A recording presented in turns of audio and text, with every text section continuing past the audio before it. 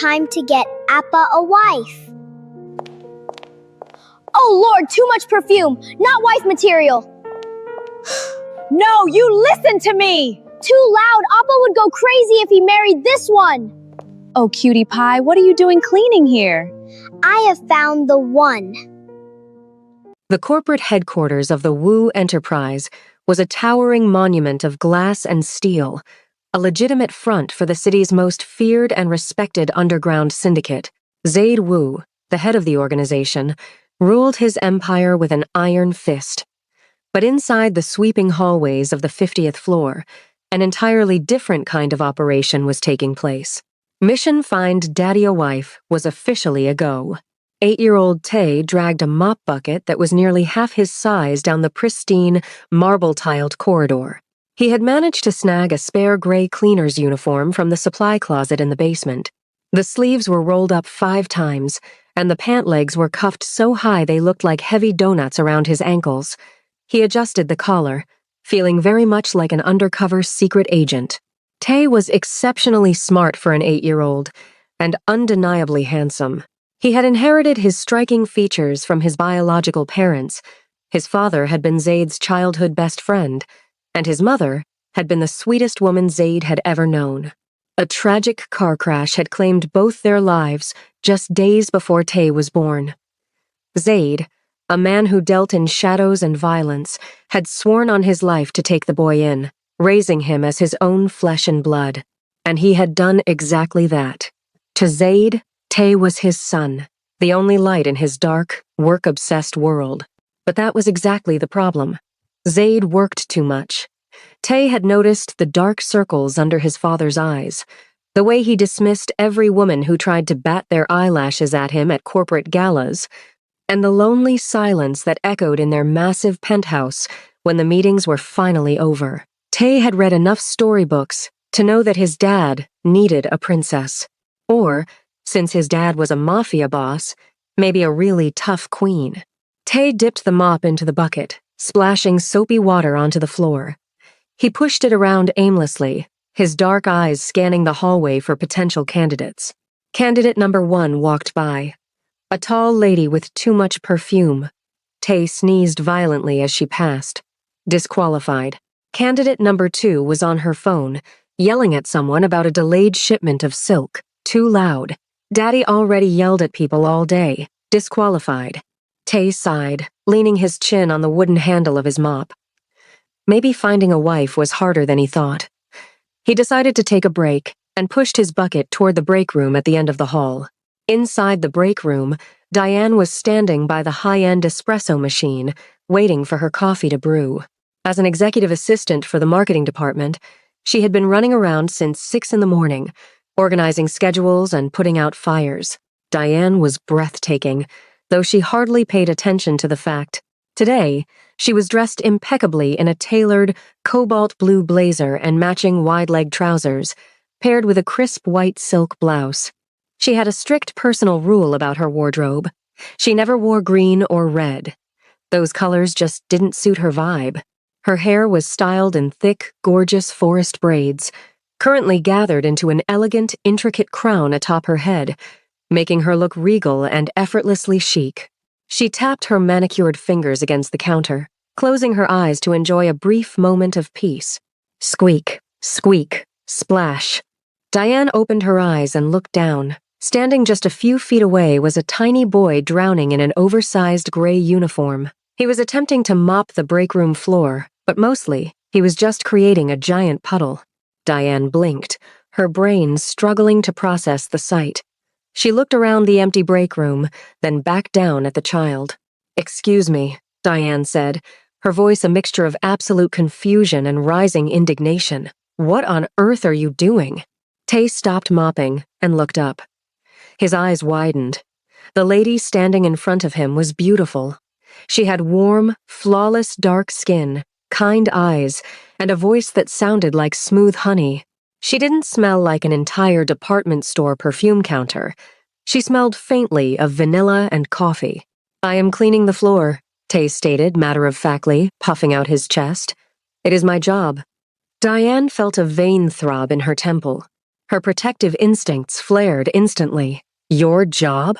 Sweetheart, you are barely taller than the espresso machine. Who let you in here? Who gave you that uniform? The closet, Tay replied simply. He leaned closer, inspecting her face. She looked genuinely worried about him. That was a major point in her favor. Candidate number 3 was looking very promising. Diane crouched down to his eye level, ignoring the fact that the hem of her expensive cobalt trousers was dangerously close to the soapy puddle. This is completely unacceptable, she muttered, mostly to herself.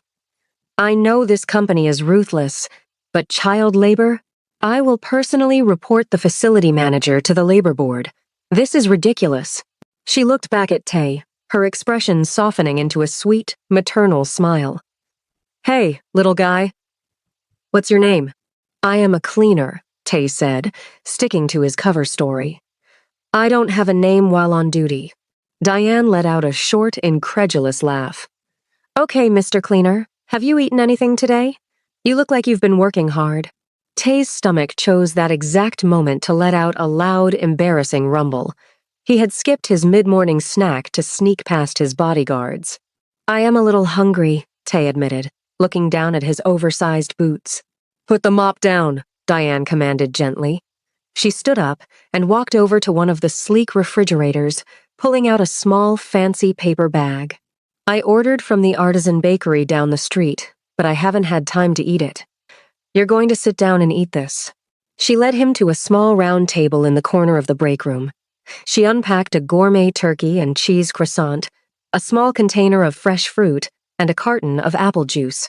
She handed him a napkin and pulled out a chair for him. Tay sat down, his legs dangling above the floor. He took a bite of the croissant, and his eyes lit up. He chewed happily, watching Diane as she pulled out a chair and sat across from him. She rested her chin in her hands, watching him eat to make sure he didn't choke. She is perfect, Tay thought. She feeds the hungry. She is pretty. She is angry at bad people who make children work. She dresses nice. She is the one. Is it good? Diane asked, a warm smile spreading across her face. It is very good. Thank you, miss, Tay said politely, swallowing his food. You are very nice. Do you have a husband? Diane nearly choked on her own saliva. She stared at the 8-year-old, bewildered. Excuse me? A husband, Tay repeated, picking up a strawberry. A man you are married to. Or a boyfriend? Diane threw her head back and laughed, the sound bright and musical. Tay smiled. He liked her laugh. No, Mr. Cleaner, I do not have a husband, Diane chuckled, shaking her head. Her forest braids shifted beautifully with the movement. I am very single. I work too much to go on dates. My daddy works too much too, Tay said, taking a sip of his apple juice. He is very lonely. He frowns all the time. But I think if he met you, he would smile. Diane felt a pang of sympathy in her chest. So the poor boy had a neglectful, overworked father, which probably explained why he was wandering around a corporate building pretending to be the janitorial staff. Well, your daddy is very lucky to have a smart boy like you looking out for him, but you still shouldn't be pushing heavy mops around. Tay finished the last of his fruit and wiped his mouth neatly with the napkin. Miss, can I borrow your phone, please? I need to make a very important business call. Diane raised an eyebrow but reached into her blazer pocket and pulled out her sleek smartphone. Sure. Do you know the number by heart? Yes, I am a genius, Tay said modestly. Diane smiled and unlocked the screen, handing it over. Go ahead, genius. Tay dialed a number he knew better than his own. He pressed the phone to his ear, his face shifting into an expression of serious business. The line rang twice before a sophisticated, slightly sharp voice answered. Hello? Who is this? The woman on the other end demanded. Granny, it's me, Tay whispered, cupping his hand over the mouthpiece. There was a sharp gasp on the other end of the line. Tay! Oh, thank the heavens! Where are you? Your father is tearing the building apart. The security guards are crying. Tay! Crying! He threatened to feed the head of security to his dogs. Granny, listen, this is an emergency. I can't come back yet. I found her. Found who? His grandmother asked, her voice dropping to a confused whisper. The wife. For Daddy, Tay announced proudly. She is sitting right in front of me. She is beautiful. She has a blue suit, but no red or green because that is tacky. Her hair is in a crown made of braids, and she gave me a croissant.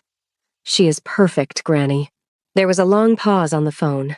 Then, his grandmother's voice came through, filled with immense pride. You found a candidate? Already? And she fed you? Good job, my sweet boy. You truly have my excellent taste. I know, Tay said, beaming. But his grandmother's tone suddenly shifted, becoming sharp and authoritative. You are the heir to the Wu family. What are you doing making business calls from an unknown number? Are you disguised again? I swear, if you are wearing commoner clothes, I will faint. I am a cleaner, Tay admitted. A cleaner! Lord give me strength, she scolded loudly. Your father is going to have a heart attack. Stay exactly where you are, young man.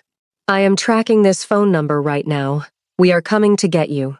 The line went dead. Tay calmly handed the phone back to Diane. Thank you. My ride will be here shortly. Diane looked at the boy, amused and thoroughly charmed. Was that your mom? My granny, Tay corrected. She is very happy, but also very mad. Before Diane could ask what that meant, the heavy double doors of the break room were suddenly thrown open with such force that they crashed against the walls. The loud bang echoed through the room, making Diane jump out of her seat in shock. Standing in the doorway was a man who looked like he had walked straight out of an action movie and was ready to destroy the world. Zaid Wu was towering, broad-shouldered, and radiating an aura of pure, terrifying power. He wore a bespoke, charcoal black three-piece suit that fit his muscular frame flawlessly. His tie was slightly loosened, his collar unbuttoned, and his dark hair was a messy, frantic sweep across his forehead. His sharp, striking features were set in an expression of absolute panic and lethal rage. Behind him, 3 massive men in dark suits were panting, looking terrified. Zaid's dark, piercing eyes swept the room and immediately locked onto the tiny boy sitting at the table in the oversized gray uniform. All the breath left Zaid's lungs in a heavy sigh. His terrifying aura vanished, replaced by the sheer relief of a panicked parent. He strode across the room in long, quick steps, ignoring Diane entirely. Tay, Zaid said, his deep, gravelly voice cracking slightly. He dropped to one knee right beside the boy, his large hands grabbing the child's shoulders to inspect him for injuries.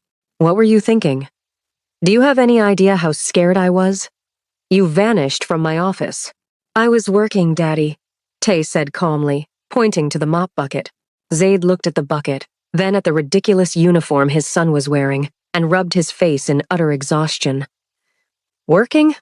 I give you the world, and you want to mop floors? I had the entire building locked down. I almost called in a hit squad. Diane, who had been standing there in absolute shock, finally found her voice. The shock was quickly burning away, replaced by an intense, fiery anger.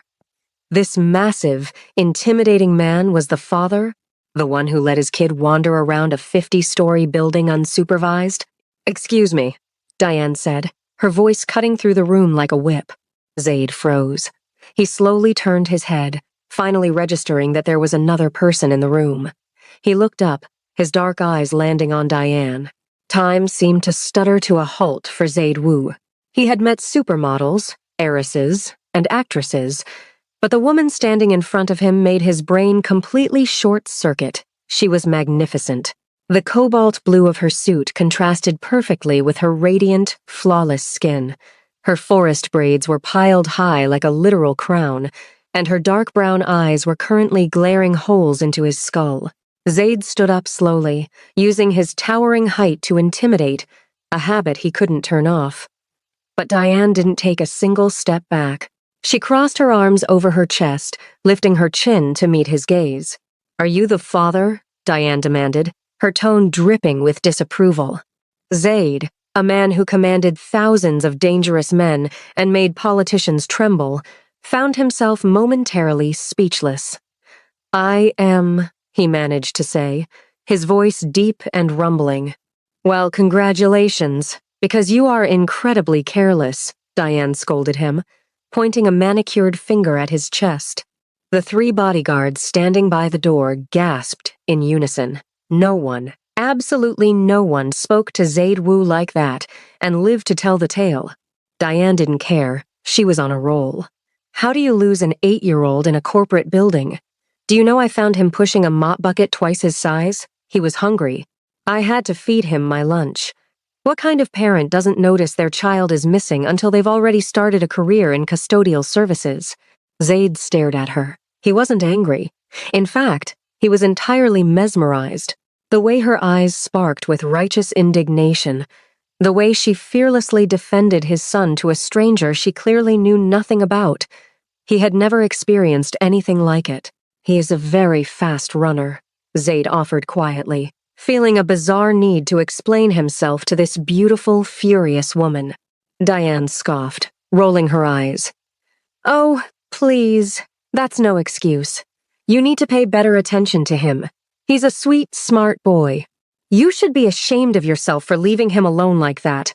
Tay, who was still sitting at the table, looked between his tall, terrifying father and the beautiful, brave assistant. He took another sip of his apple juice. Mission Find Daddy a Wife was going exactly as planned. "I will.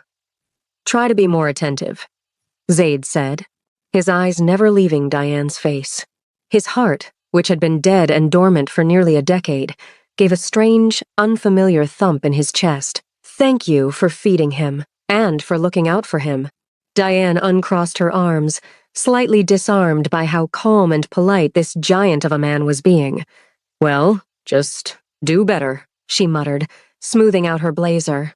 "I'm Zaid," he said, taking a step closer and extending a large, scarred hand toward her. Diane looked at his hand, then back up at his handsome, intense face.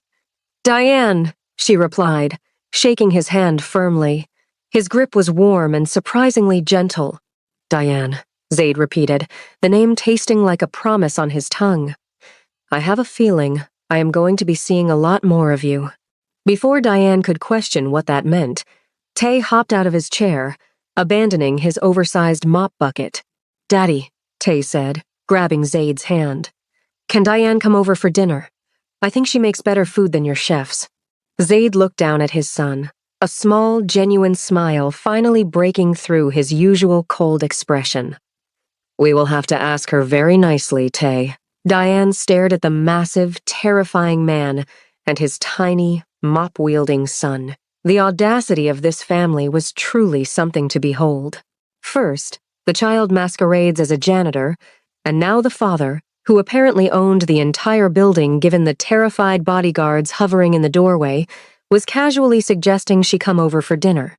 "I am afraid I have to decline," Diane said, her voice steady and professional. "I have a mountain of marketing reports to file, and my shift does not end until 6. Furthermore, I do not make it a habit to go to the homes of men I have just scolded." Zaid Wu did not look deterred. In fact, the corners of his mouth twitched upward in a way that made him look devastatingly handsome. He stood up to his full height, adjusting his cuffs. "Those reports can wait," Zaid replied, his deep voice echoing slightly in the quiet break room. "As for your shift, consider it ended. I own this company, Diane. I am giving you the rest of the day off, with full pay, as a token of my gratitude for finding my son." Diane opened her mouth to argue, her pride bristling at his high-handedness. But before she could utter a single word, the break room doors were thrown open for a second time. If Zaid's entrance had been a hurricane, the woman who stepped through the doors now was a beautifully manicured tornado. "Where is he?" a sharp, aristocratic voice demanded. An elegant, formidable woman swept into the room. She looked to be in her late 60s, but carried herself with the energy and authority of an absolute monarch. She wore a pristine, white-tailored suit that screamed Parisian couture, and her silver hair was styled in an immaculate, unmoving bob. A string of pearls the size of grapes rested against her collarbone, and her sharp, dark eyes scanned the room with lethal precision. "Granny!" Tay cheered, abandoning Zaid's side to run toward the older woman. Madame Wu looked down at her grandson. Her face went through a rapid series of emotions: sheer relief, overwhelming love, and then absolute horror.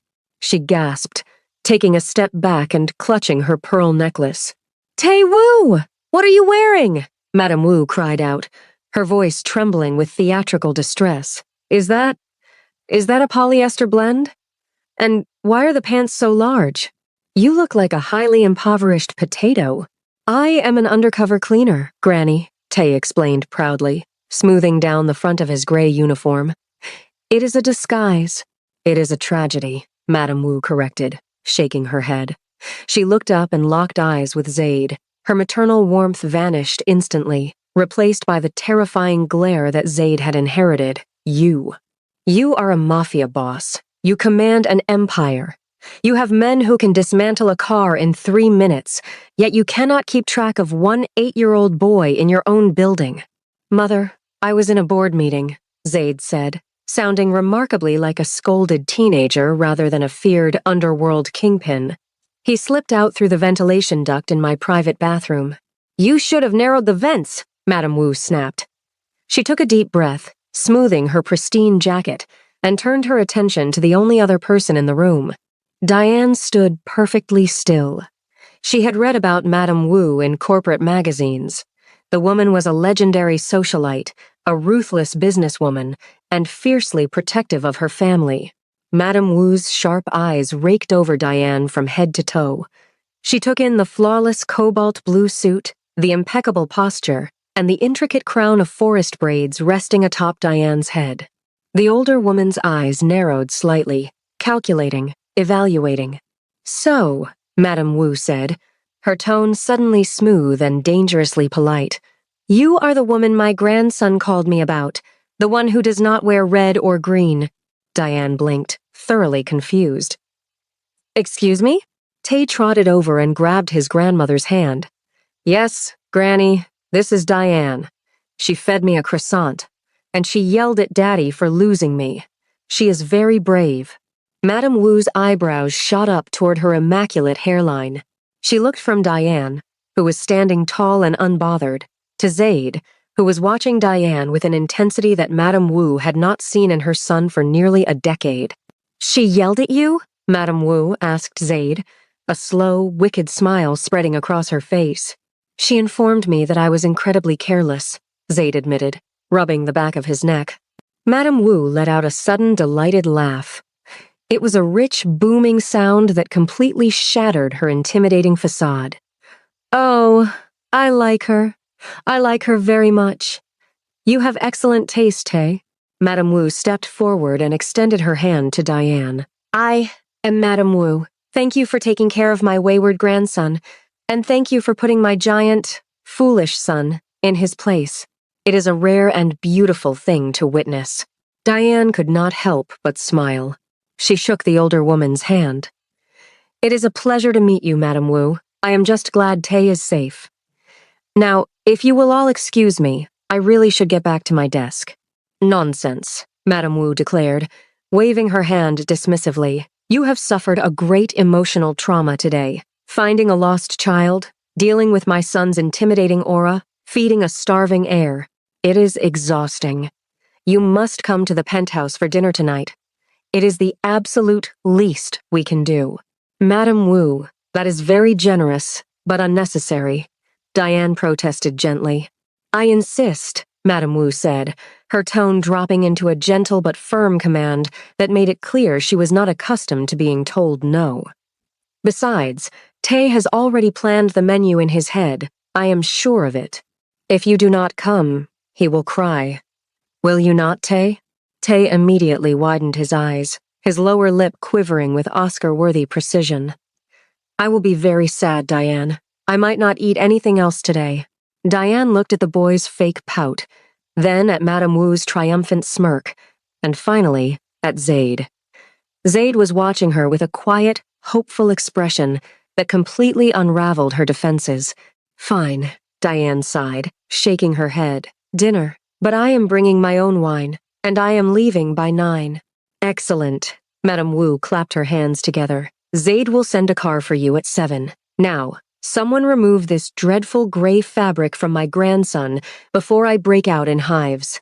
At 6:30 that evening, Diane stood in front of her full-length mirror, taking a deep breath. She had gone home, showered the scent of the office off her skin, and restyled her forest braids. She let them down from the crown, allowing the long, neat twists to fall beautifully past her shoulders, framing her face. She had chosen her outfit carefully. Remembering her own strict rule, she bypassed the emerald and ruby dresses in her closet. Instead, she slipped into a stunning tailored jumpsuit in a rich, deep plum color. The fabric draped elegantly, cinched at the waist with a sleek gold belt. It was sophisticated, powerful, and undeniably gorgeous. She applied a subtle, dark berry lipstick and grabbed her clutch. When she stepped outside her apartment building, a sleek, black luxury sedan was waiting at the curb. The driver held the door open for her with a polite bow. The ride to the Wu estate was quiet, giving Diane time to wonder what on earth she was getting herself into. A mafia boss? A matchmaking child? A terrifying but fabulous grandmother? It sounded like the plot of a chaotic daytime drama. Yet, she could not deny the strange flutter in her chest when she thought about Zaid's dark eyes. The Wu penthouse occupied the top 3 floors of an exclusive residential tower overlooking the city skyline. When the private elevator doors opened, Diane stepped into a world of unbelievable luxury. The floors were dark, polished wood, the walls adorned with modern art, and floor-to-ceiling windows offered a breathtaking view of the sparkling city below. "Welcome," a deep voice murmured. Diane turned. Zaid was standing in the foyer, and the sight of him made her breath catch in her throat. He had changed out of his corporate suit and was now wearing a tailored black dress shirt with the sleeves rolled up to his forearms, revealing faded, intricate tattoos. He looked less like a CEO and more like the dangerous, magnetic underworld king she knew he was. But his eyes were entirely soft as he looked at her. "You look magnificent," Zaid said, taking a step toward her. "The plum color suits you." "Thank you," Diane replied, her voice remarkably steady despite the racing of her heart. "You clean up nicely yourself, Mr. Wu." "Just Zaid, please," he said, offering his arm to lead her into the grand dining room. The dining table was long enough to seat 20 people, but only 4 places were set at one end. Tay was already sitting at the table, wearing a very sharp miniature tuxedo, complete with a tiny bow tie. Madame Wu sat across from him, draped in dark silk, holding a crystal glass of water. "Diane!" Tay cheered, waving his fork in the air. "You came! And your hair is down. It looks very pretty." "Thank you, Tay. And you look incredibly handsome in your tuxedo." "Much better than the cleaner uniform," Diane smiled, taking the seat Zaid pulled out for her. Madame Wu leaned forward, resting her chin on her hands.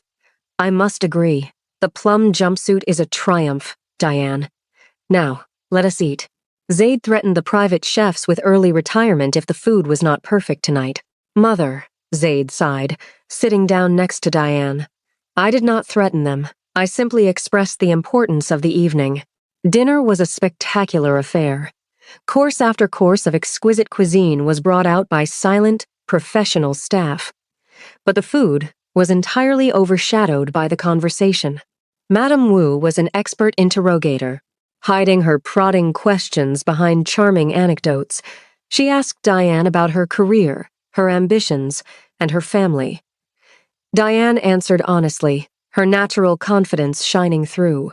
She did not back down from Madame Wu's intense gaze, matching the older woman's wit with sharp, clever responses of her own.